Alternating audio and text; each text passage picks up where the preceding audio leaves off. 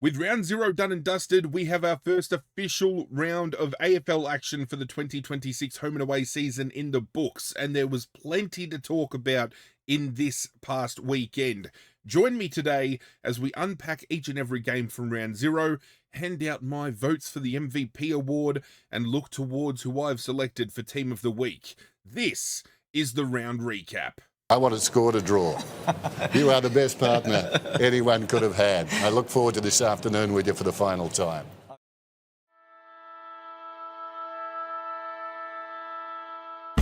What is going on, YouTube universe? Welcome to the Hip and Shoulder, where we discuss everything Australian rules football. And today it is all centered around opening round, round 0, whatever you want to call it. That is what went down.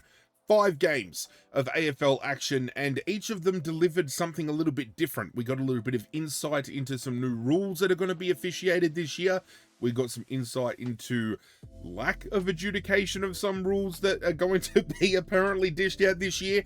But overall, football is back. And as somebody who appreciates and loves football as much as I do, it was a great weekend to watch. I mean, we had blowouts, we had close games, we had everything in between. We had biffs, we had some great goals, we had some elite goals, we had some great moments.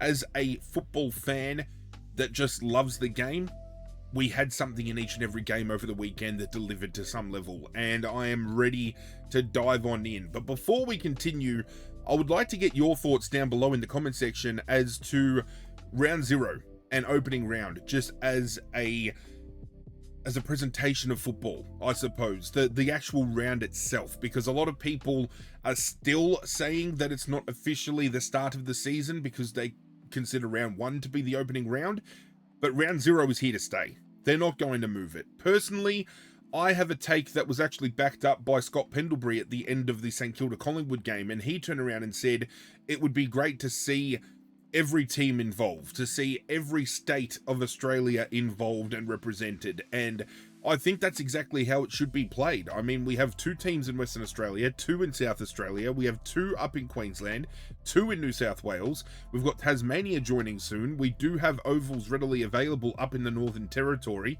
Why aren't we making all 18 teams, soon to be 19 teams, available for this round and have every single state represented? You know, you can even kick it off if you wanted to with a grand final rematch, and the caveat of that being the winner of the grand final plays as the home team. So this year you could have had Brisbane, you know, hosting at the Gabba, reveal the flags, and then they have Geelong going head to head with them for a little bit of a grudge match, a little bit of a grand final grudge. I reckon that would be fantastic. It'd be the same if West Coast, for example, was to win a future grand final. You could have Optus Stadium play host to the grand final replay. The home team gets to unveil the flag and they get to take on that grand final matchup again.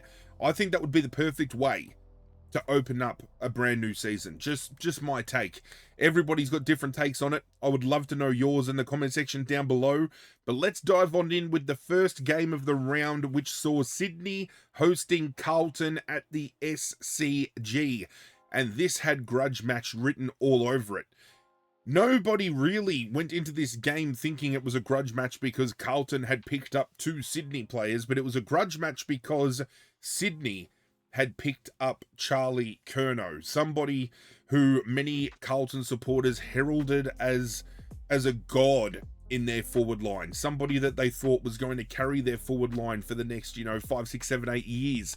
And obviously one of the biggest trades in the off-season period, transitioning from last year to this year, was Charlie Curnow going to Sydney, which I think is probably the biggest acquisition Sydney has made since the Lance Franklin trade. Now, I'm not at all suggesting that Charlie Curnow is on the same level as Lance Franklin, but as far as filling a need goes, he plays that exact same role. They've been begging for a key forward that can assert some dominance and change their fortunes forward of the ball, and they got it with Charlie Curnow. Carlton, on the other hand, in that trade, picked up Will Hayward, picked up Ollie Florent, 2 very solid role players, and obviously a lot of Sydney fans were going to be jeering them in this game, so it just spelt absolute theatre, absolute cinema coming into this game. And up until half time, it really didn't deliver to what many were expecting. I mean, the quarter time breakdown saw Sydney kicking 3 behinds to Carlton's 2-2, and at halftime, it was Carlton leading 4-4, to Sydney's 6-18. Preface this video as well, if you ever see me looking off that way, it's because I've got stuff written down for me to report to you guys for this video, so just bear that in mind if we lose eye contact and we don't have intimate moments with one another. But going back to the game, it was a game that was very fast-paced, very, frenetic in the beginning, and it was one that really showed two similar game styles that really kind of fell flat if defensively the other team got ahead. And I say that because Carlton, they lead out the ground really quickly. They get a shot on goal very early on in the piece, and whenever they got the ball transitioning very quickly out of their midfield, as soon as Sydney defensively would get the ball, Carlton would just opened up and Sydney could start chipping the ball around. The exact same thing happened with Sydney. Sydney were looking for that fast-running game.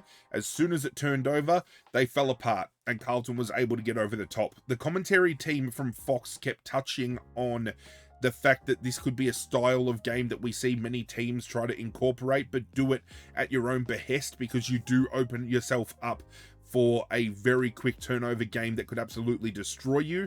So I'm expecting this year to see the midfields of Carlton and Sydney wanting to take the game on, wanting to break those lines. I think we know Sydney are the type of team to do that. They've got Errol Goulden, Isaac Heaney, Chad Warner.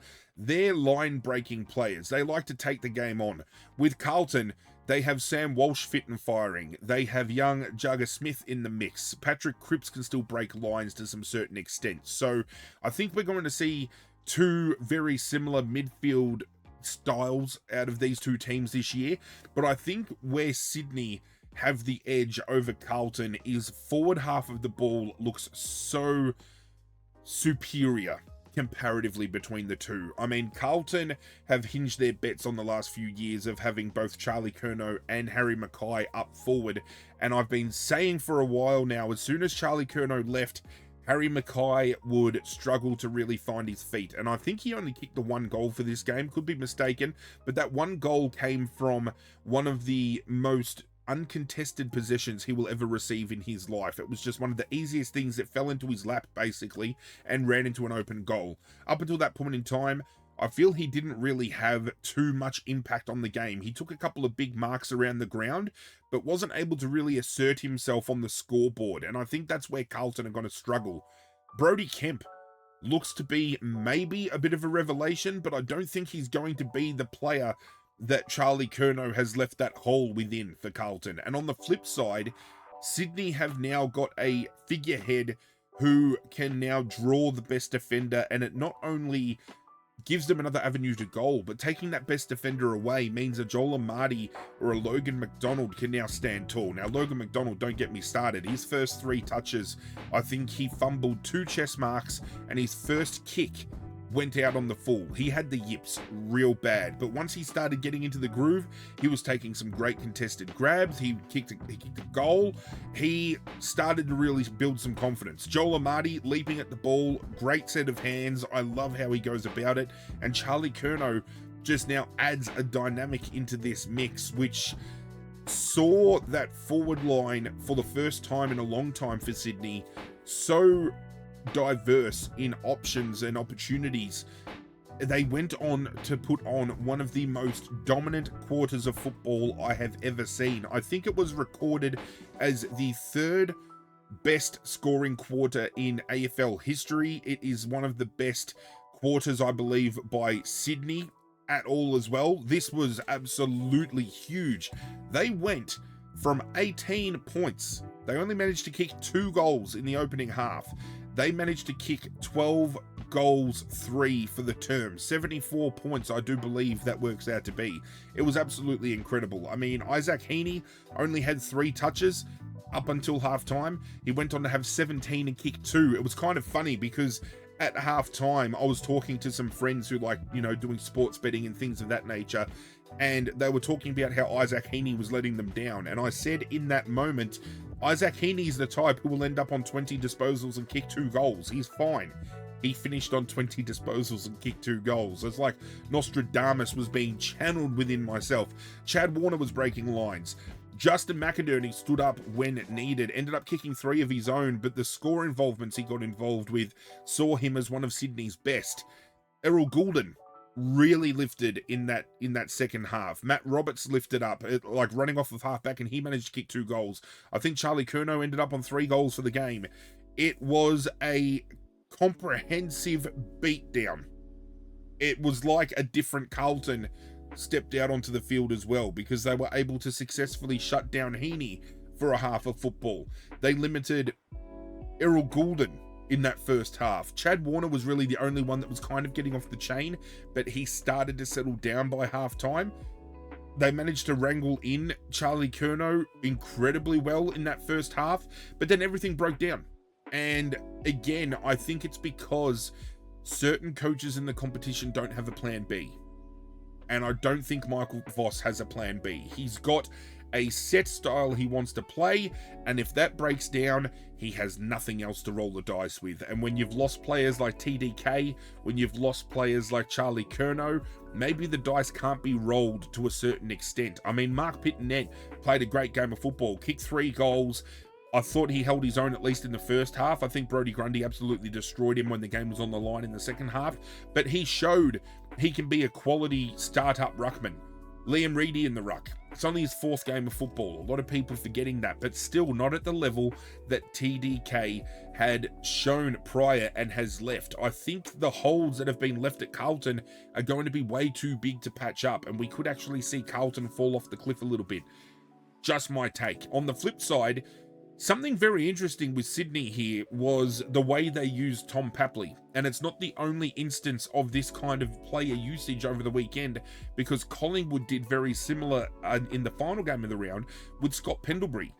Limiting minutes, but allowing them to go on the field almost like a medical sub in the way that they're being played. You know, they're being held back and then injected into the game, but they're getting their hands on the football and they're feeding it to their teammates and they're getting involved. Almost everything Tom Papley was touching when he was on the field ended up in a score involvement. I actually want to see the breakdown. Before we move on though, the final score, they went on to kick a further 6 goals, 3 for the rest of the game. So Sydney finished 20 goals, 12, 132, defeating Carlton 10-9-69. It was a 63-point drubbing in the end. And I'm still trying to get my head around that second half. It was absolutely brilliant by Sydney, who I've tipped as a top 4 finish. If they can play that brand of football consistently, they're going to be a premiership threat this year. Trying to work down to see how many disposals Papley had. So Papley only had the 9 disposals in the end, but I want to see how many score involvements out of those 9 he got in, because I'm gonna guess it was a fair few. Out of those 9. Yeah, 5. So pretty much half of the touches he had ended up in some sort of score. So again, it was very limited time. I can tell you exactly how much time he had. It's not going to be a high count. It is going to be a very low time on ground due to the fact of, as I said, that's just the way he was being played. And I think strategically we're going to see a lot of clubs doing that this year. He had 57% game time.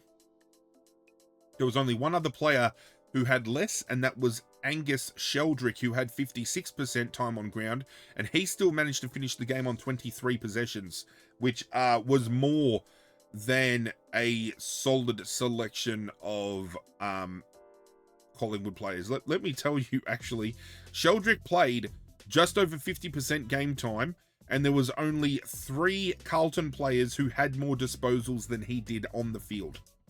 I think that just goes to show the significant breakdown that Carlton truly had in this game. Statistically, when looking at the stats, it was a pretty even spread with disposals, 384 Sydney's way to 382.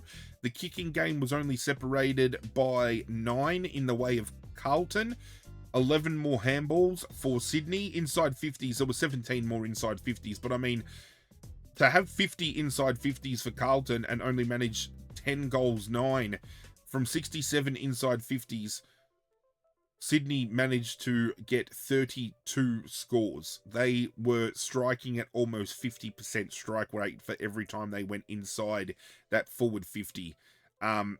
So much so that they were over 10% better efficient inside than they were with versus Carlton. Free kick count was pretty basic, 19 to 23. However, early in the piece, Carlton seemed to be getting a bit of a better rub, and then that obviously balanced out in the second half. Hitouts actually wasn't as big of a gap as I thought it would be, 48 to 34 the way of Sydney. Clearances was only one in the way of Sydney, 40 to 39. In the stoppage clearance, actually, Carlton were better than Sydney. It was the uncontested possessions that I feel Sydney really opened them up. Their rebound work from half back to half forward, their breakaway game in the midfield. They ended up stacking on 18 more uncontested possessions, which turned out to be, not too big of a gap, but enough to do some pressure and do some damage on the board. And as far as defensive efforts go, Carlton only laid 38 tackles for the game. We had almost double that in the way of Sydney finishing on 67. So the pressure game from Sydney was absolutely instrumental. I don't know whether it's a good way to gauge where these teams are truly at, because Carlton played a very, very strong brand, a very definitive brand in that first half, but completely dropped off. Sydney failed to get out the gates early, but then once the game turned their way, they just could not be stopped. So can Sydney be this juggernaut team for 4 quarters? Is this just a blip on the radar for Carlton? Are we going to see them bounce back? I mean, they've got Richmond this week, so I would like to think maybe they don't bounce back and my boys can get a win to start the year off this year. But I very much think seeing Sydney's best in this game during that third quarter, transitioning into the last quarter, they are very much going to be a team to contend with, and the acquisition of Charlie Curnow is very underrated, I feel, in the way of people not thinking that it's going to be a game changer. The one thing that cost Sydney last year was failing to have a functioning forward line, and now that they have that, I don't see why anybody would write them off as a threat at all. When talking about the players that performed well and giving out votes, if you've never seen one of these videos I've done before, I do a 3-2-1 vote system very similar to the Brownlow, and at the end of the year, whoever's got the most votes is crowned the hip and shoulder MVP. Last year, I think it was Nick Dacos, slightly ahead of a few others, but I'm going to be doing something a little bit different this year. Last year, I think I played into disposal counts a little bit too much. If somebody had like 40 touches, I felt they needed to get votes, but there's a lot of players that maybe might have 40 disposals, but they don't impact the game enough with those disposals. There could be somebody that has half that amount, but the impact they had with that half could have them better placed. So I'm looking a little bit deeper into running those kind of votes this year. But as always, the comment section is open. If you agree, if you disagree, feel free to rip me apart. Feel free to herald my decisions. But I think the 3 that I've landed on here impacted the game the most, especially when the game was to be won. Now, there are a couple of honourable mentions, most of which I want to hand out to Sam Walsh. I thought his first half was great. However, I think his second half, he dropped off completely. And when the game was on the line to be won, he was almost trying to do it on his own. And I don't blame him. When you've got that skill, you kind of find yourself in a position where you're wanting to carry the team a little bit.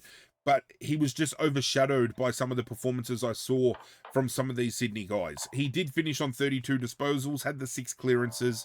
He laid 2 tackles, didn't hit the scoreboard though. On debut, Jagger Smith had 27 disposals. However, the disposal efficiency I don't think was all too crash hot if I just quickly look up the stats. I'd have to see exactly where he was landing with his disposal. 74% is not bad. That's actually a lot higher than what I expected it to be. He's just shown, though, he's definitely going to be a generational talent. And that term gets thrown around so much, but I definitely feel he was one of the stronger picks in that draft. I was actually wanting Richmond to pick Jagger Smith up. He was tied with Richmond for a very long time. He grew up as a Richmond supporter. So the fact that we let him slip through our hands just It pains me inside, especially when we yet to see Josh Smiley debut and he's been pushed back with all these injuries, and we could have had a Jagger Smith, but I wish him all the best. It's just great to see kids flourishing wherever they play. And again, I might be a very avid, one-eyed Richmond supporter, but I do enjoy watching every game, and I do have favourites from each team that I like to see go about it, and I think Jagger Smith's going to quickly become one of, if not my favourite blue to watch. Outside of that, I mean, Kemp gave some decent opportunity up forward. Ben Ainsworth was not too bad on debut for them as well. But I think the three I landed on, when the game was to be won, they got the job done. And I just really can't really think Sydney would have gotten to where they were if it wasn't for these three really lifting their game. The one vote I gave to Isaac Heaney. Some might think that's a little bit preposterous, but his goals that he kicked when the time came, the score involvements he got involved with, just the deft touches he had with ball in hand to set up other teammates, I think was critical in that second half. He had 20 disposals. Let's note again, he only had 3 up until half time, so he really turned it around. Of those 20, 10 were contested. He had 3 marks, 8 tackles, 6 clearances, 290 metres gained, 2 goals, and 6 score involvements. The 2 vote I gave to Justin McInerney. He could have very well had the 3 vote, and I flipped on 2 and 3 here. But I gave him 2. He had 31 disposals, 7 of which were contested, 5 marks, 3 tackles, 2 clearances, 461 metres gained, 3 goals, 2 goal assists, and 14 score involvements, which was a game high. And the 3 vote I gave to Errol Goulden. I just thought his run and carry, his deliverance inside 50 was absolutely pivotal in the turnaround in that second half. 27 disposals, 8 of which were contested, 3 marks, 11 tackles, 5 clearances, 549 metres gained, 3 goal assists, and 10 score involvements himself. As I said, Sydney's best this year, I feel, is going to be some of the most competitive football we are going to watch by any team in the competition. I truly feel that. Carlton, I think we need a bigger sample size, but if they don't have a plan B ready, and if players like Sam Walsh fall down to injury again like we have seen in the past, Carlton's season could derail very quickly. We move from one smacking to another. We go from the 60-plus point win from Sydney against Carlton to Gold Coast hosting Geelong at People's First Stadium, which saw Gold Coast walk away with a 56-point win, I believe it was. Let's clarify. Yes, it was. Now, I've been a firm believer of Gold Coast playing a completely different brand of football when it comes to playing at People's First. I feel, as far as home ground advantage goes, Gold Coast might be the most primed when it comes to playing at home. They just are in their own element there. They truly are. They are almost unbeatable at that ground. They just kick it up to a new gear. Let's not forget, this is a team that still has players to come back in. This is a team that has the reigning Brownlow medalist Matt Rowell not in it. Jamara Ugle-Hagan, one of their touted pickups from the trade period, played in the VFL last weekend instead of playing seniors, which I actually commend Damien Hardwick for doing. A lot of people think that because, Jamara is such a big name, he should automatically be in the team. Damien Hardwick's not going to take that line. He's always been that type of person. He's going to make you earn your spot. And I think Jamara is one that needs to earn his way into the team, but he will make that forward line infinitely greater. It's just wild to think that 2 names like that to come back into this team, demolishing a grand finalist and such a big finals type team in Geelong was absolutely mind-blowing. Now, don't get me wrong, Geelong were without players here. No Patrick Dangerfield, no Jeremy Cameron. There was a couple of others missing in places as well.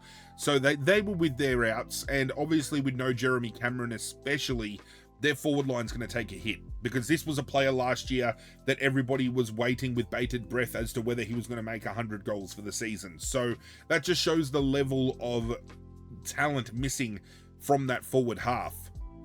But it's still a team that had majority of those players that made it to the grand final last year and appeared during their finals campaign. So a lot of people might have tipped a Gold Coast win, but wouldn't have tipped it to the tune of almost 10 goals. And it was on the back of Gold Coast's prime acquisition in the trade period in Christian Petrarca, who put in a career-defining performance. This could be a move that sees Christian Petrarca win a Brownlow medal.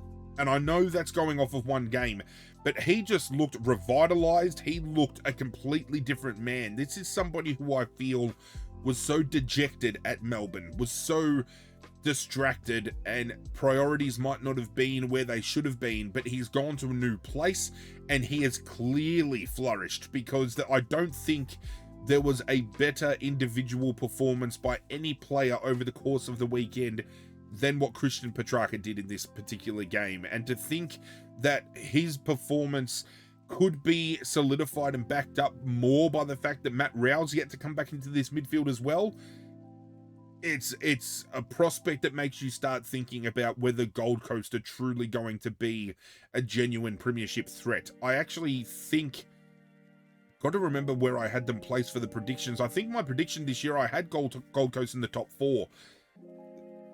It could very much be the case here. I think, you know, when you look at the breakdown, I think they're actually premiership favourites if you look at the ladder breakdown with how some of the betting agencies do their thing. Let me have a quick look here just to see where we're placed. Yeah, Gold Coast currently is sitting as the premiership favourite for the year after one game. It's mind-blowing. It's hard to believe, but when Damien Hardwick went to the Gold Coast, he openly said he had the pieces he needed. There were just a couple of pieces missing for that complete puzzle to happen. He went and recruited John Noble. He went and recruited Daniel Rioli.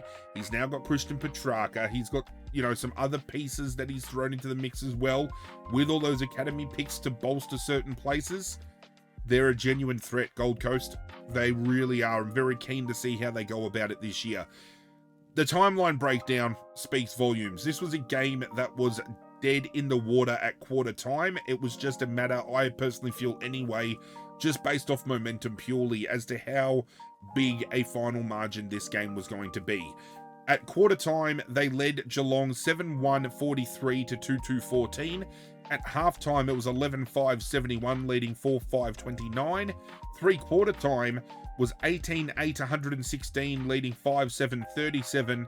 And then they dropped off a little bit in that final term, which we have seen happen with the Gold Coast in the past, only managing 1-3 to finish 19-11 125 against Geelong's final term of 5-2 to see them finish 10-9 69. Actually, quite funny. Did both teams in those opening games that lost, they kicked 10-9 69? And both winning teams kicked over 120 points. That is absolutely incredible. That's a nice little neat stat to throw into the mix there. Breaking down the team statistics for this game. I haven't really looked at the team statistics here, but I think in many retrospects, Gold Coast absolutely dominated the game, and I think the stats will back that up quite exponentially. Disposals, yeah, they won convincingly the disposal game, 412 to 381. It was the handball game that Gold Coast got running, and we know Damien Hardwick is a coach that prides himself on that handball run and carry, very frantic kind of style, the run and dash, and the sloppy football that can be turned into a little bit of chaos. 202 handballs to 173. Absolutely cleared them. Disposal efficiency, they cleared them. They were actually least efficient inside 50. I stumbled across that. I stumbled a little bit. I apologize. They were least efficient inside 50, which blows my mind considering they kicked almost 20 goals. Free kicks, Geelong had 12 more for the game and still couldn't find avenues to score. So let's just, I've been very opinionated with my opinions of umpiring and things. This was a game, interestingly, that I started to hear some things happening on the field that I thought was going to be getting outlawed this year. And it happened in many games later in the round as well. So feel free to correct me if I'm wrong here. But I thought one of the rules that was going to be implemented this season was, instead of asking for ruckman to nominate around the ground, the umpire was just going to grab the ball, throw it up in the air, and just have at it. But there were so many times over the weekend you could hear the umpire saying, ruckman, ruckman, or they'd say, oh, you're rucking, and then they'd throw the ball up. It just goes to show that there might be way too many rules to adjudicate, that they're failing to remember that these rules are supposed to be fucking getting thrown out. I don't know. I could be reading the room wrong, but I'm almost certain that was supposed to be a rule stamped out. I think so much so, there was a game, and I think it might have been Rowan Marshall in the Collingwood game, where the umpire basically turned around and was asking who was rucking for Collingwood, and Rowan Marshall was just standing there saying, throw it up, which I believe should be the case. So again, I don't even fucking know half the time what's going on. Seems the umpires still don't know what's going on either. Gold Coast dominated the hit-out game, 58-25. They had plenty of uncontested possession, which is how they hurt you. They get that run and carry game going. And as far as defensive efforts go, the tackling game was only separated by 8. I'm actually quite shocked by that.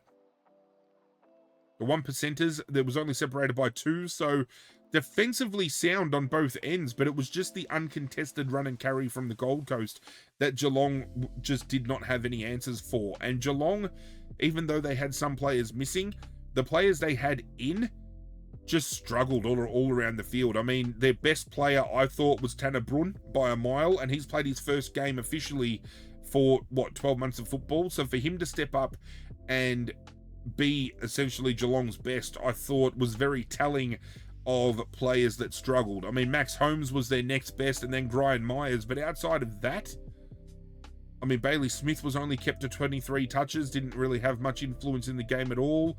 Ollie Dempsey did kick 4 from 20 disposals, but he kicked 4 of Geelong's 10.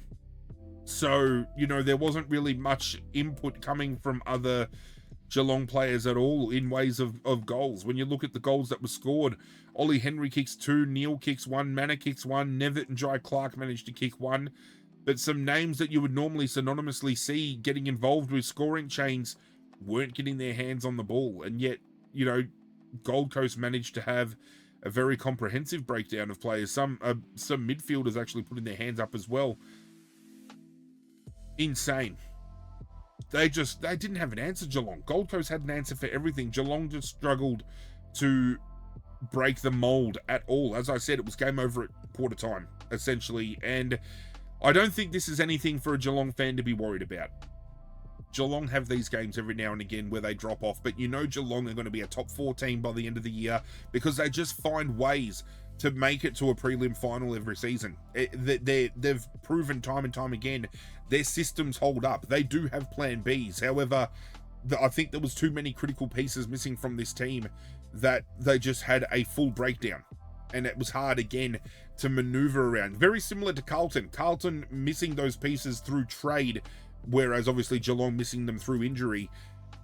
Sometimes a player is too hard to replicate, too hard to cover, and both of these teams in the opening games struggled forward half of the ball because more prominent players that we're used to seeing in those roles weren't there to play those roles. I could be maybe underthinking things, could be overthinking things, but I think that's what it breaks down to. And then you've got the Gold Coast playing at home at their best, but they're still, as I said, they're still missing a couple of players.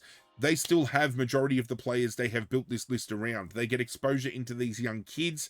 It's just great football to watch. I'm very envious of the Gold Coast and where they're at right now. I can only hope that Richmond's rebuild sees us eventually at a level where we can play football as good as Gold Coast showed on the weekend, because they were an absolute pleasure to watch, and I'm far from the biggest Gold Coast fan, so the fact that I'm saying that means that they did something right.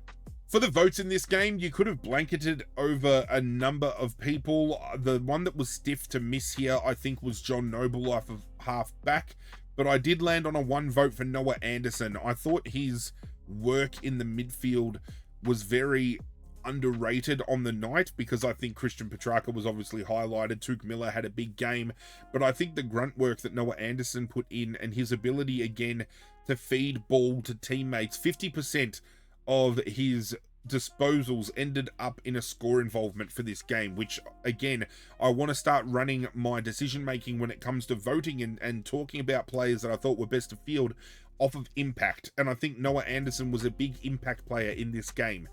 24 disposals, 12 of which were contested, 5 marks, 3 tackles, 6 clearances, 562 metres gained, 1 goal assist, and 12 score involvements. The 2 vote I gave to Bailey Humphrey. 15 disposals, 6 contested, 4 marks, 3 tackles, 1 clearance, 335 metres gained, 4 goals, 1 goal assist, and 9 score involvements from his 15. And obviously best on ground, Christian Petrarca. I think he was best over the course of the entire weekend, as I said.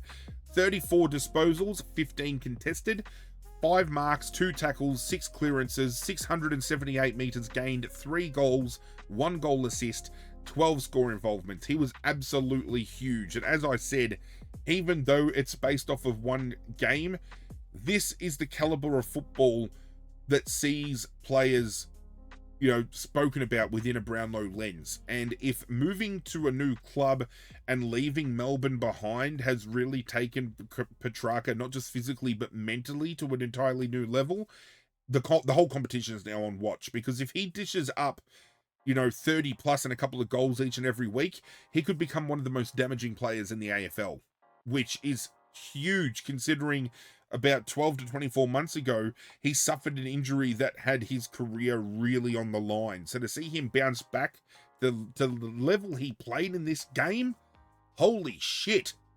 The first game on Saturday saw GWS hosting Hawthorn at NG Stadium in a game where many thought Hawthorn were going to get the better of the Giants, given some of the outs that the Giants are boasting. Probably none bigger than Tom Green, who's going to miss this season with an ACL injury. You've also got the likes of Josh Kelly, who's run and carry on the outside, is missed through to injury as well.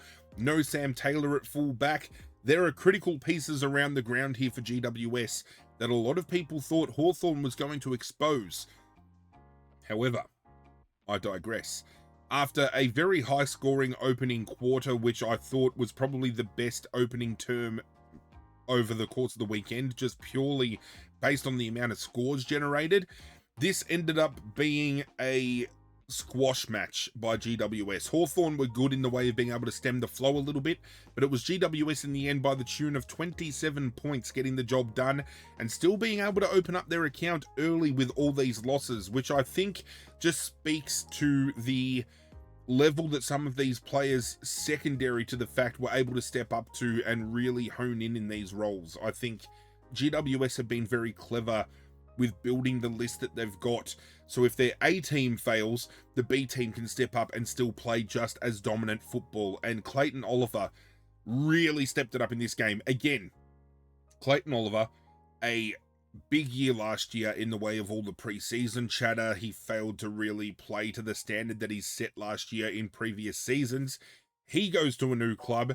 He looks reinvigorated. I'm starting to think that there's a common trend here, and I think there might be a lot more shit happening at Melbourne than what people are led to believe and expected to believe. I've got some conspiracy theories. Might save that for another time because I don't want to upset any Melbourne fans, but I think proof's in the pudding. Christian Petrarca dominates. Clayton Oliver comes out and dominates for GWS. Coincidence? Maybe. I don't fucking know. In that opening term I just spoke about, it was GWS leading 8-3-51 to 5-2-32. At halftime, it was GWS 13-4-82 leading Hawthorn 7-5-47.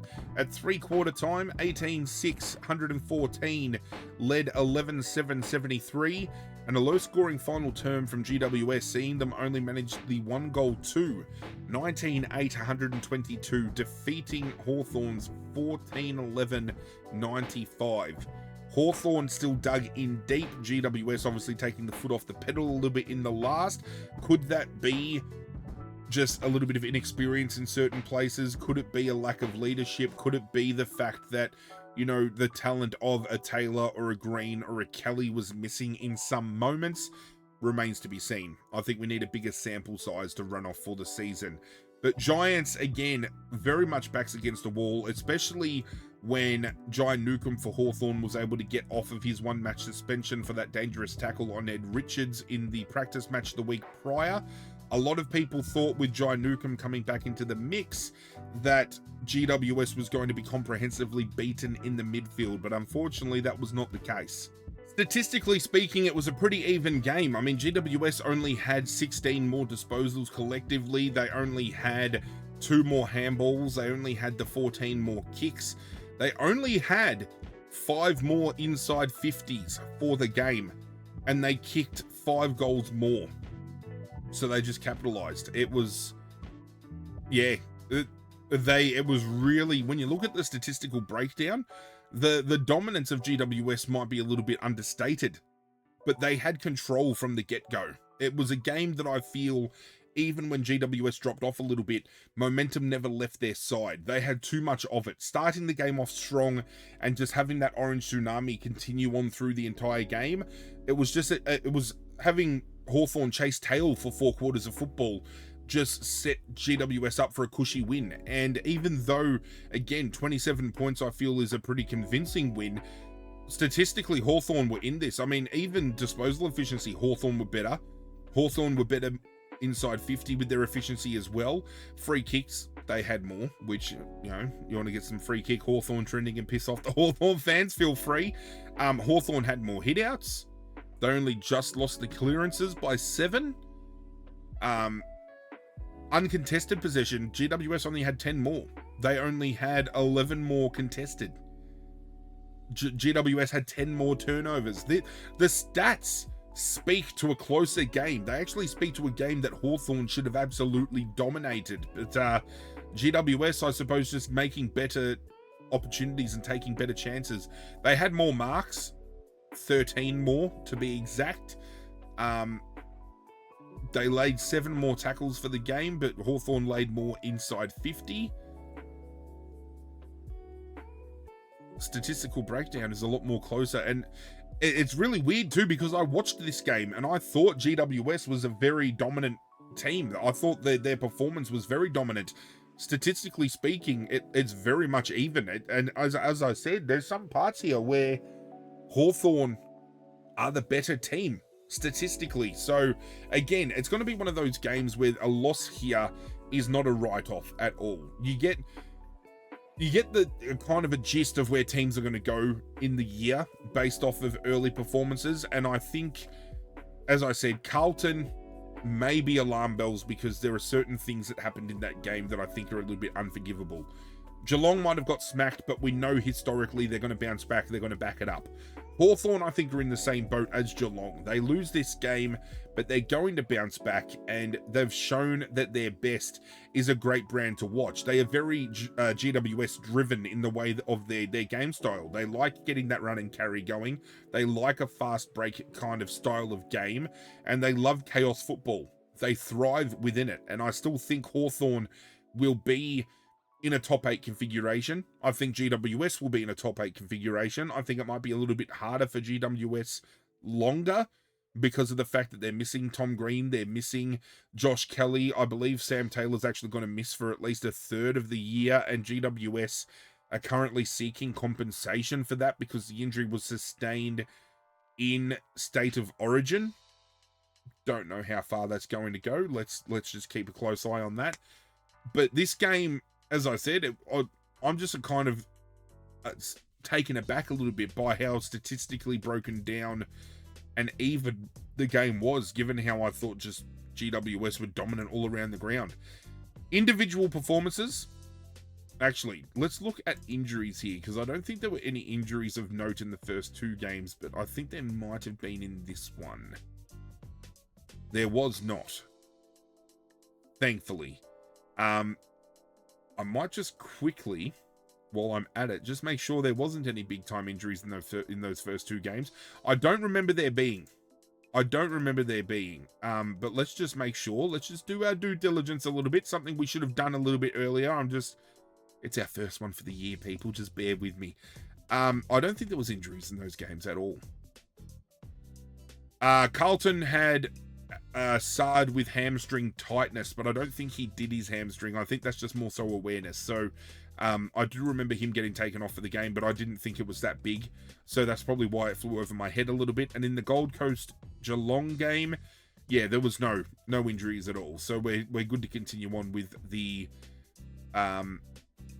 game at hand that we were talking about, which was GWS and Hawthorn. And the three giants that I've landed on for votes here, again, as far as impact goes, I think were huge. The one vote I gave to Clayton Oliver, again, I just think a new location could really just help him mentally as well as physically. And I think it's the mental game for these Melbourne players that have gotten out that could be the most refreshing, I feel, especially for Clayton, off the back of a preseason last year that absolutely destroyed his reputation. I think having a reset in a new location at a new club could do him a world of good.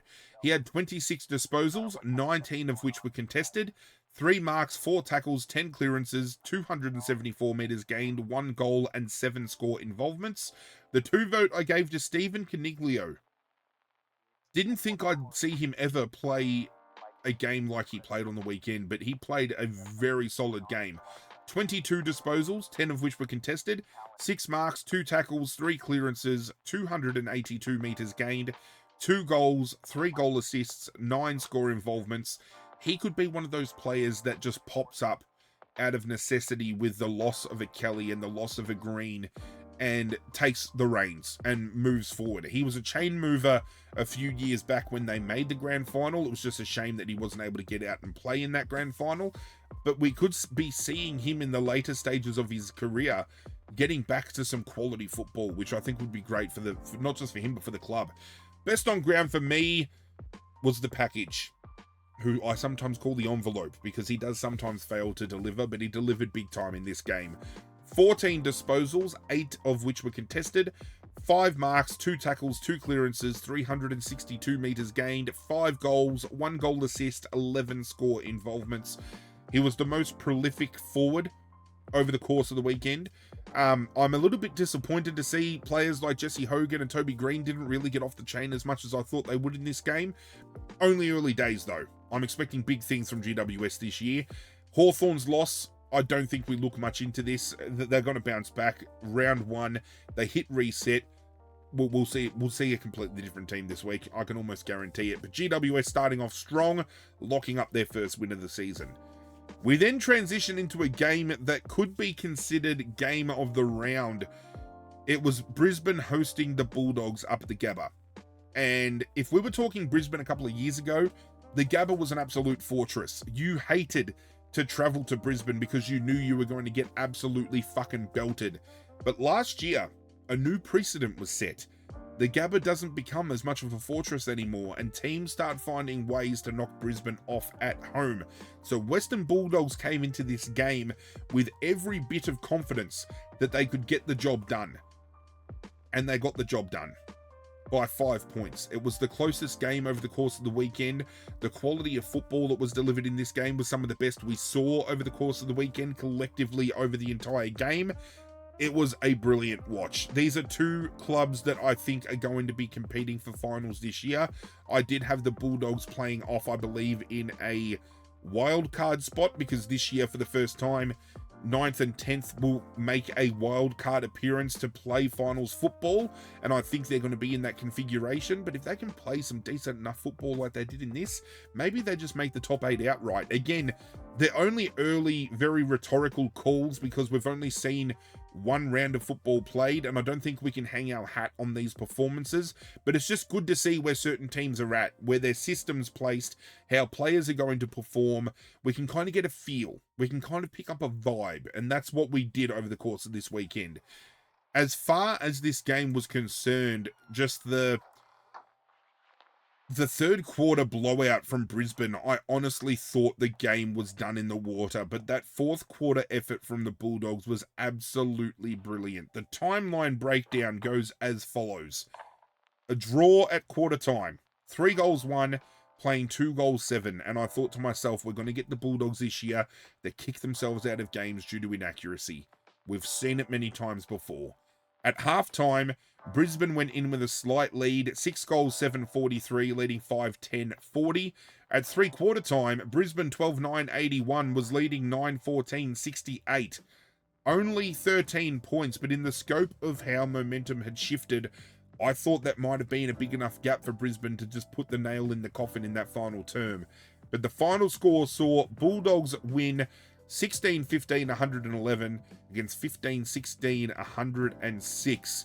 In the end, it was a couple of behinds that they had scored that got them over the line, which I think is kind of hilarious.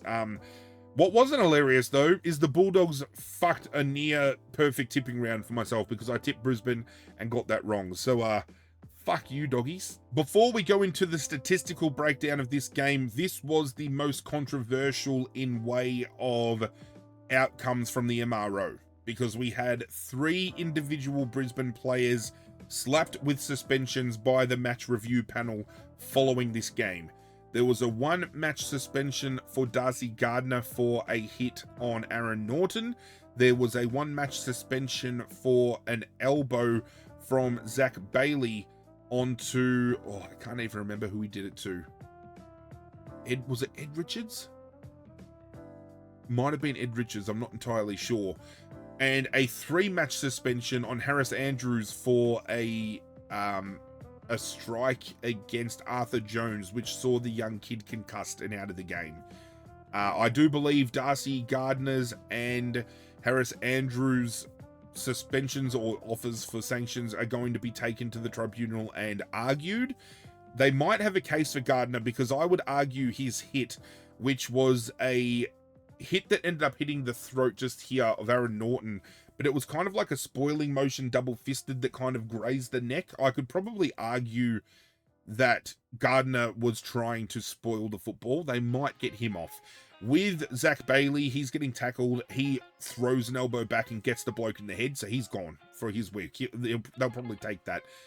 Harris Andrews, on the other hand, goes down in a way where he throws his fist backwards, connects a running Arthur Jones behind him, instantly knocks him out, concussed, done for the day. Now, in first glance, I thought, okay, maybe he's thrown it back. He was very unlucky. But then when you watch the replay back, Harris Andrews actually does kind of look behind him first and then throws the arm. So he knows the player is there. So now they have grounds to argue that maybe this is an intentional act instead of a careless act because he has made that look first. Now, you could argue Harris Andrews is down on one knee. He's more at a waist-chest kind of height versus other size players. Arthur Jones is smaller sized. But still, I think we've had a big enough serving from other instances in the past where a stray hand thrown backwards that makes head-high contact and causes injury is going to get you suspended. Isaac Heaney had it happen to him in a year that saw him as a Brownlow favourite in the opening 5-6 games of the year. I can't remember which St Kilda player it was that he did it to, but he threw back a fist, connected with the jaw, he was done. Basher Hooley, a few years back when he was playing, did the same thing on the outer wing. He was getting chased down by a Carlton player. He throws an arm back. He makes head-high contact. Lynch, to a certain degree, did it, and he got done a few years ago. So precedent's been set. If you throw a clenched fist and it makes head-high contact and you cause injury, you're done. And I think Harris Andrews is done. I'd be surprised if he gets off. And they've got some pretty big games coming up the next couple of weeks. None bigger, probably more so, than facing Sydney this coming weekend. No Harris Andrews. Charlie Curnow is going to eat them alive. It's going to be a very interesting watch, so stay tuned for future updates on that via the AFL website and things of that nature. You know, the news is going to cover it big time as well. Breaking down the team statistics of this game. It was a dominant performance by Brisbane, so to see the Bulldogs get over the line here was great. In way of disposal, 408 led 361, 254 kicks versus 211. They were better inside 50. Brisbane, by efficiency, only just behind around the ground in efficiency. They had 13 more inside 50s. They had only 4 less hit-outs, Brisbane. Well, I'm actually quite surprised. Tim English played a very good game, by the way.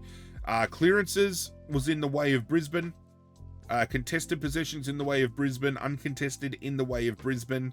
They had the same amount of turnovers. Plenty more marks for Brisbane, 115 versus 78 marks. Tackles, Brisbane laid 9 less, but they laid 8 more inside 50. Again, this is a game where Brisbane had most of the stats kind of directed their way, but Bulldogs just ran out with better opportunity made.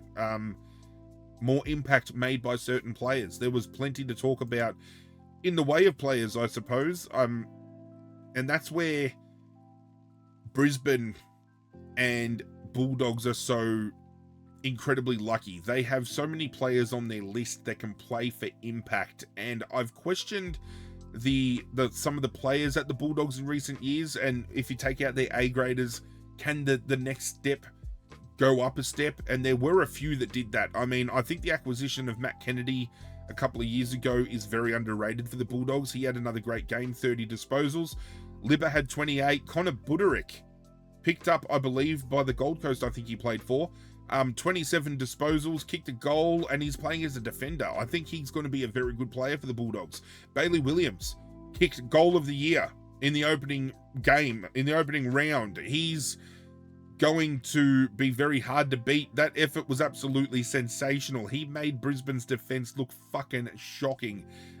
Fraser actually had a really good game with 20. Bailey Dale only had 19, but used it well. Marcus Bontempelli only had 19, but played for impact. It was very, very good game to watch. I was very impressed by both teams. Lachie Neale is probably one for me that is going to be stiff to miss votes in this game. He had 39 disposals. 39. This is a guy who's been in headlines all preseason for cheating on his wife and all of that, and it would have been easy for him to fall off the wagon, but he had a very strong outing and very, I suppose, again, very unlucky to not be involved in conversations talking best on. But when you look at 39 disposals and you break down an advanced statistic, of those 39, how many were contested? I want to have a look here. And people are going to call me out because I'm not going to use the same kind of thought process for Nick Dacos in the next game. Lachie Neale actually had the most contested possessions. 15 of the 39 were contested.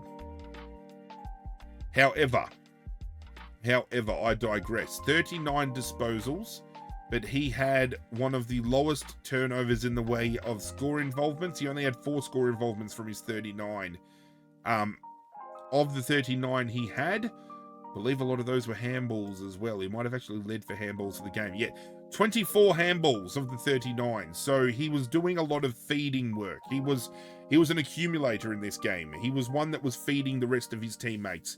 A big out for Brisbane as well. Hugh McCluggage is injured. He will miss some time, and I think that is a very big out for them because I feel Hugh McCluggage is very underrated in his role too. Breaking down best on for this game, the 3 I landed on, I think I'm happy with. I did give 1 vote to Marcus Bontempelli. 19 disposals, 9 of which were contested.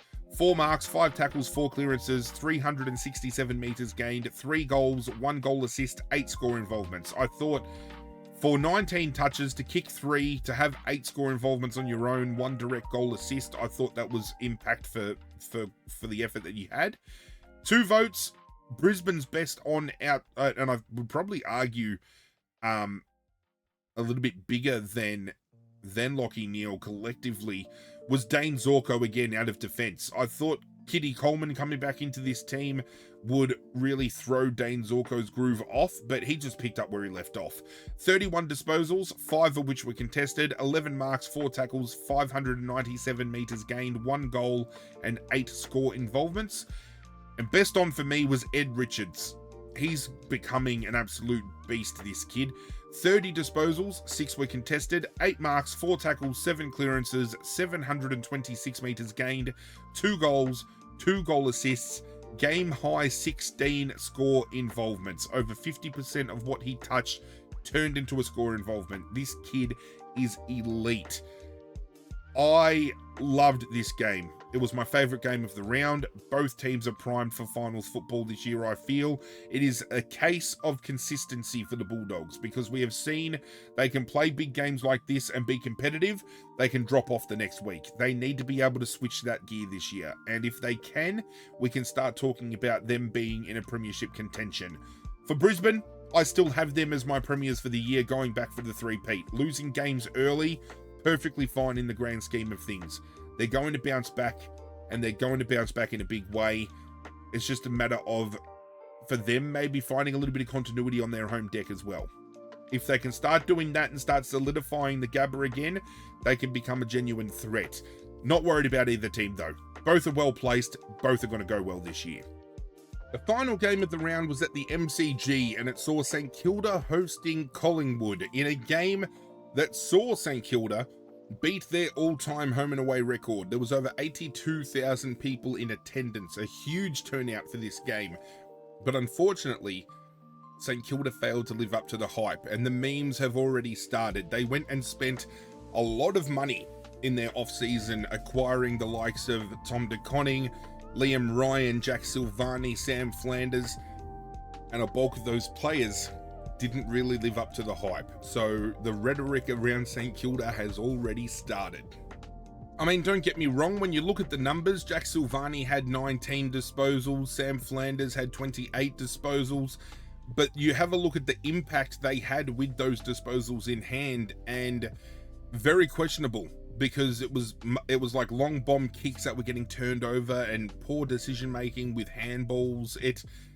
It really just starts to really sum up whether or not St Kilda as a club can still live up to pressure kind of moments, because when the pressure was on, they were fumbling and bumbling. There was plenty of kicks out on the full, blatant misses, kicks either being short or going too long, handballing under pressure and turning the ball over. There was a medley of mistakes by St Kilda, and there are some people going on social media saying that, they're so disappointed that they've spent all this money and, they had a big preseason that promised so much, and then the proper season comes around and they're going to fail to deliver. It's early days. It is one game of football. You can question the effort of some players. I mean, at one point, TDK was walking around with his hands on his hips with the game on the line, 2 goals down. Don't walk around with your hands on your hips. Fucking try to get in the game, assert yourself, try to get involved. I think that's where St Kilda supporters were getting frustrated. There was a little bit lack of effort from a group of players that you could throw a blanket over. I don't know with St Kilda. I had them missing the top 8. I had them missing the wild card. I don't think attempting to buy a premiership by bringing in all of these players is the angle to shoot. And I don't think they're going to get instant success, because you still got to think, all these players coming in, you've still got to build chemistry, you've got to build relationships, you've got to get some proper structures in place. Still playing a Ross Lyon brand, very defensive football is not going to win you games of football, especially when Collingwood were playing a defensive game and out-defensed Ross Lyon, whose only game plan is a defensive one. Wild, absolutely huge. The way Collingwood moved the ball defensively was so incredible, especially when you think that Darcy Moore and Jeremy Howe, 2 of, if not their best defenders, were missing in this game. They didn't have a secondary outlet in the ruck like Mason Cox this year, so it was Darcy Cameron going out on his own against the team of Rowan Marshall and TDK, and I thought Cameron was the better ruckman on the night out of the 3, albeit Rowan Marshall did end the game concussed and on the bench. But just in spot, Collingwood was so much better collectively around the ground. And defensively, I think they've found their groove, because they're playing players in positions that are finally going to reap benefit. Last year, they bring in Dan Houston. He struggles to find his feet. There was a bad year for Dan Houston last year. On the weekend, they use him as a main distributor, bringing in kick-ins, using him as a figurehead to move the ball backwards to and redistribute. He finds his feet. Maynard reaps benefit from that. Josh Dacos reaps benefit from that. So when it comes later on to talking about who I thought was best on, while I thought Maynard, Josh Dacos, and Dan Houston all had great games, you have to take into consideration they were doing a lot of kick-ins to one another, backward kicking, cycling the ball. When you actually look at the breakdown for marks in the game, they'll probably rate as the top 3. Josh Dacos, Braden Maynard, Billy Frampton all took 13 marks. You then have Dan Houston, who took 11. Quaynor took 11. So you can see what they were doing here. They were happy to manipulate the ball behind play and pick their spots. Slow build up, maximize opportunity. And whenever they started moving the ball forward and they started picking out players with ease, they were able to do so incredibly well. It was almost like a well-trained drill. They knew exactly where players were going to be. They were moving the ball to those spots.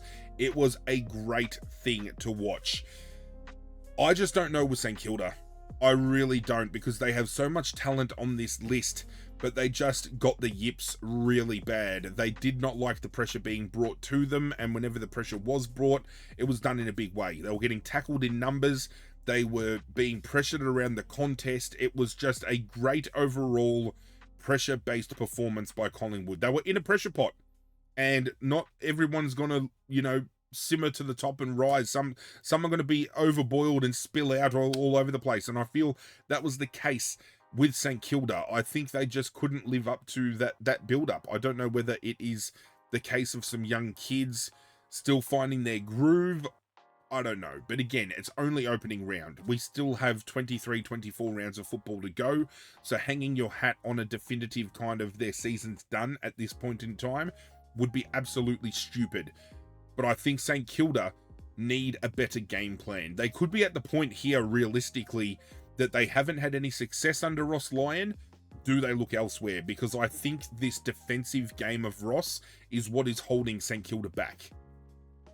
Just my opinion. On the flip side, we saw some great strategy from Craig McRae. Again, I said at the early point of this video talking about Sydney and Papley had like 56% game time, but when he came onto field, he was impactful with the decision-making he had and the disposals he had.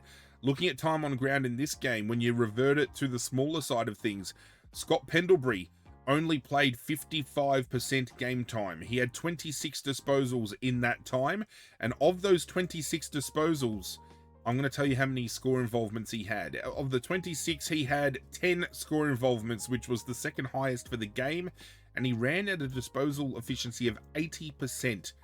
I thought he was very pivotal. He was one of the best on in this game, and that will reflect momentarily when we talk about who I thought was best on. But I'm very interested to see if other clubs are going to be doing this, if they're going to utilize the fact that there's no medical sub anymore, and you've got a fifth man on the bench. Do you manipulate minutes enough to have a player actively play a role where they're only going to play 50% of game time, but when you inject them into the game, they're a genuine X factor. They're a genuine game changer. Papley did it for Sydney. Scott Pendlebury did it for Collingwood, and I don't think it's going to be the last time we see those two play those roles respectively for their teams, but are other clubs going to do it as well? It's going to be a very interesting watch, because I originally thought maybe bringing in a secondary ruckman would benefit, because now a club like Richmond, for example, with only Toby Nankervis, you now have that free slot, so we can bring somebody in to give him a chop out and give him a break. But now, do we bring somebody else in instead who you can inject into the game in parts and can have immediate influence? It's an incredible way to look at things. I'm actually really excited, not just to see where my boys do it, but how other clubs can implement that as well. Looking at the match report, I don't think outside of Rowan Marshall there was any injuries sustained. No, only the concussion to Rowan Marshall there. I don't think there was any reports. As I said, there was 82,000 in attendance. Umpiring for this game was pretty stock standard and average. I've seen a lot of people taking to social media to suggest that Collingwood was umpired and got the better rub of things, but when you look at the breakdown, St Kilda was getting the better rub of the umpires all game this game. They had 27 free kicks for the game versus 16 the way of Collingwood, and most of those came early. Statistically speaking, you can just have a look here. Collingwood had 434 disposals versus St Kilda's 387. Had 50 more odd disposals, and it was all in their back half, because when you look at the kicks, they had 41 more kicks around the contest, and it was all those backwards motion kicking and resetting defensively that really opened St Kilda up. St Kilda had a better run with hitouts, they had more clearances, they had more contested possession, but they were dominated by almost 60 in uncontested possessions. They're actually pushing closer enough to maybe 70 uncontested possessions the way of Collingwood. That's just going to show.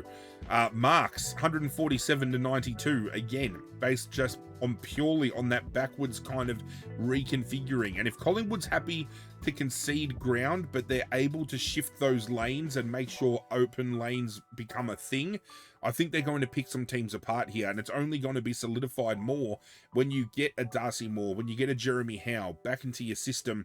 They play as the intercepting marking players. You get the ball in hand with Houston, get the ball in hand with Quaynor, with Josh Dacos. They're going to be elite moving the ball out of their defensive half. I was vastly impressed with Collingwood. The statistical breakdown and the match timeline will show that Collingwood, for most part, except for that one moment just before halftime where St Kilda got a lead, Collingwood had most of the momentum their way. At quarter time, they led 4-3, 27 to 2-4, 16. At halftime, it was St Kilda 5-7, 37, leading 5-5, 35. At three-quarter time, it was 10-10, 70, leading 7-10, 52. And the final score was 11-12, 78, leading 9-12, 66. St Kilda kicking 14 points in that final term, with Collingwood doing Collingwood things, only managing the 8 points. So that's a little bit scary on the part of Collingwood, because this could have been very much a game that they lost. St Kilda came hard in that final term with the goals in quick succession by Liam Ryan, which was a great shot from the boundary, and then Jack Higgins following up right after that. But then obviously Jamie Elliott stemmed the flow a little bit with a goal, and then it was just a couple of behinds after that by Liam Ryan that could have and should have probably gone through, but didn't. He was probably, of all the acquisitions, I thought him and TDK were good. I mean, as I said, Sam Flanders got plenty of the ball. I've got to look at his disposal efficiency, actually, because he got plenty of it. He had 28, but he's getting absolutely dragged by the likes of Kane Corns on radio, saying that, they'd be disappointed. I mean, he ran at 60%. That's not good. That was one of the lower disposal efficiencies for the game as well. Wow. Okay. I didn't realize it was that low. That's maybe why they're talking about him in that vein. Speaking of individual performances, though, let's talk about Harry Perryman and his job on Nasiah Wanganeen-Malira. Now, I've got some choice things to say about Naz. I thought he had a good couple of games last year. I don't think his season last year quantified a $2 million a season contract. All the rhetoric that has gone down asking whether he's better than Nick Dacos, and some people actually saying he is, I think is quite laughable. I think that is something you need to prove before it's spoken about. And in this game, Harry Perryman very much last year struggled to find his footing with Collingwood. Played up forward, played in defence, played off a wing. Where does he fit? Playing as a designated tagger, I think, is his role, because he, for the game, I think he only had like 20, maybe 22 disposals. I will bring that up. He had 22 disposals. He kept Naz to 19 disposals for the game. Of those 19, I think maybe 9 of those were in the second half. And of those 9, I think he only had 1 touch in the third quarter. He got shut down in a big way, and it exposed him in the vein that now a lot of coaches, I feel, will send a hard tag to him. And if you don't, you're stupid, because we've seen Naz in those couple of games where he popped off. If you don't put attention into him, he can be a genuine game breaker. But if you shut him down, that takes so many leading lanes and running capacity out of that midfield. It is not funny. Those disposals he picked up in that final quarter, he reverted to going to take kick-ins and getting 1-2 handballs and stat padded a little bit. He could have very well finished on only 12, 13, 14 disposals for the game. I think Perryman's job is very underrated in this game. Not many people are talking about it. Nick Dacos actually said in a post-game press conference that he thought Perryman was best on ground just for that role. I give Nick so much respect for that. Tagging is a bygone kind of art form. We've seen some of the best taggers in the game already kind of transitioned out of it, and to see Perryman just play that role, Collingwood in this game really came into their own in the way of, I think, a lot of players found their spot, found their place. They finally clued on to the fact that Houston needs to be a distributor. They've done it. They've allowed Perryman to now run off as a tagger plus get his own ball. It worked. Jordan De Goey comes back in, finds a bit of form, kicks 3 goals. He's looking good. Just the configuration of how they set this game up, and they're only going to get better when they get those players that are missing back into the team again. Let's not forget as well, Bobby Hill is missing through personal reasons, and that takes a lot of X factor out of the forward half of that field. So they're only going to get better. And I think a lot of people are writing Collingwood off. A lot of people had them completely missing the top 8. I've got them making maybe 7th to 10th this year. They're going to be an interesting watch. They're going to be an interesting story because a lot of people saying they're too old, they can't get it done. But with how they utilize Scott Pendlebury, with how defensively they've now set themselves up to really just put the game on their terms, could be very threatening to a lot of teams in the competition. As far as the votes go for this game, I did give 1 vote to Harry Perryman. I thought his job on Naz was incredible. He had 22 disposals, 5 of which were contested, 5 marks, 3 tackles, 2 clearances, 301 metres gained, and 4 score involvements, as well as obviously keeping Nasiah Wanganeen-Malira to 19 disposals himself. The 2 vote I gave to Scott Pendlebury. The way he was used, absolutely incredible. 26 disposals, 11 of those contested, 8 marks, 4 tackles, 3 clearances, 31 metres gained. So he didn't get much in the way of metres gained because it was the deft handballs he had that were really bringing people into the game. But I mean, of those 26 disposals, he might have only had 31 metres gained, but he had 5 direct goal assists and 10 score involvements. Impact for effort. Best on ground I gave to Nick Dacos. Now, a lot of people might start calling me out because I said, you know, Lachie Neale had almost 40, but I didn't give him a vote. It come down again to impact. Now, a lot of people will say, well, he had 41, but only 6 were contested. So how's that impactful? All right. 7 marks, 2 tackles, 4 clearances, 844 metres gained, 1 direct goal assist, 11 score involvements. He had the most score involvements in the game by any player. So of the 41, 11 led to a score. And that might not be a big stat, but Lachie Neale, for example, had almost 40, but only had 4 score involvements. So when you put the 2 up against each other and they go head to head, Nick Dacos was more impactful in the way he used the ball. Now, he's not a contested winning ball kind of guy. And I'm starting to come to terms with that myself. I've been a bit bullish on Nick Dacos in the past. Not everyone is a contested winning bull, and they don't have to be. He plays a great role. When they get the ball in his hands, he's very silky smooth with how he uses it. He can really take pressure moments into his own hands and isolate a nice handball, a great kick. His decision making and his IQ is absolutely incredible, and I think that's what sets him out from some other players. Definitely feel he was best on ground though, can't argue that. There was a lot of tongue-in-cheek comments made to Craig McRae afterwards on whether or not he'll get 3 votes for best and fairest, because we know Darcy Cameron last year won the BNF. They've gone and changed the ruling and how they do the voting at Collingwood now for the best and fairest. So a lot of people now calling it the Nick Dacos rule, and there's going to be, I think, rhetoric and memes around the Brownlow with that as well, with now umpires being able to see statistics at the end of a game. So, you know, they're saying, oh, they're only doing that so now they can say Nick Dacos gets a lot of the ball, rah, rah, rah. Say what you will. I thought Nick Dacos was best on. Collingwood were great in this game. I don't know where this places St Kilda for the rest of the year. Interesting watch. They've paid up big with some players that have come in. They've paid up really big to give Naz a bigger contract. Let's just see if those players can live up to the hype. But Collingwood, I am very impressed with. Obviously, there was only 5 games, so as far as the leaderboard for the MVP award, it's the 5-3 vote getters that are leading the charge. It is Ed Richards, Nick Dacos, Jake Stringer, it is Christian Petrarca, and it is Errol Goulden, all leading. I'm thinking this year might be open game for a lot of people getting 2 votes and 3 votes, not just from myself, but on a Brownlow level. Because now with umpires being able to look at stats, I think that opens up for defenders to be looked at, for forwards to be looked at.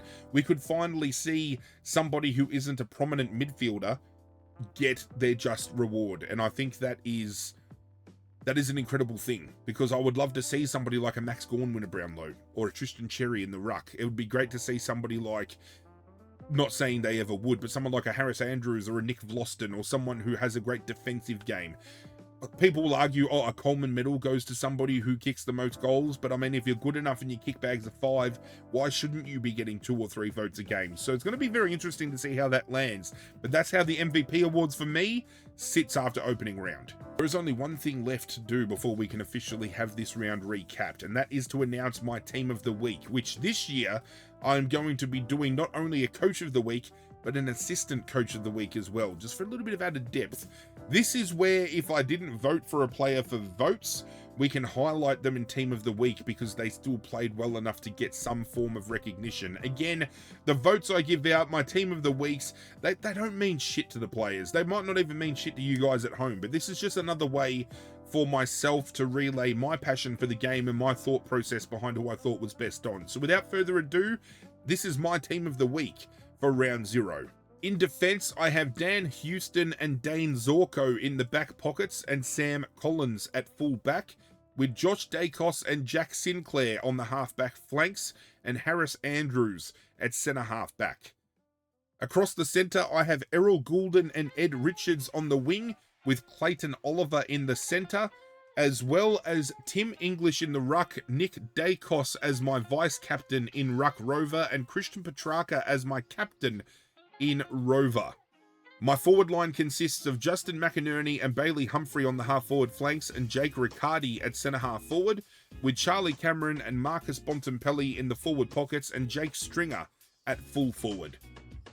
My interchange consists of Harry Perryman, Stephen Caniglio, Scott Pendlebury, Lockie Neal, and Bailey Williams. My coach of the week is Dean Cox from Sydney, and my assistant coach of the week, after arm wrestling between this man or Luke Beveridge, I've landed on Damien Hardwick. Maybe selecting Dimmer as my assistant coach of the week over Beveridge beating Brisbane in Brisbane is a hot take, but I just thought the game that Gold Coast played was just absolutely instrumental and brilliant. And I could have given so many fucking votes out, and I could have given so many places. It was a great round to watch for retrospects in different games. I'm just happy football's back. I hope you guys are excited for football as well. We get the proper quote-unquote season underway this coming weekend with every team back in action. Cannot wait to see Richmond coming up against Carlton to kick things off on Thursday night. I always wait with bated breath, hoping to see some debutants come through the mix. I'm just happy. I'm just so happy. I love football so much. Let me know how much you're looking forward to football being back. I would love to know who you support, what your expectations are of your team. Let's just talk about football in the comment section down below. It is wide open. Thank you for joining me for this video. The round has officially been recapped, and we can move on to another week. Do leave a like if you enjoyed. Hit that subscribe button to join the community we are building here, and hit that notification bell as well, so when I upload, you get that ring-a-ding-ding to tell you something new's gone down. But that's it from me, guys. I'm out of here, and as always, I will catch you guys next time.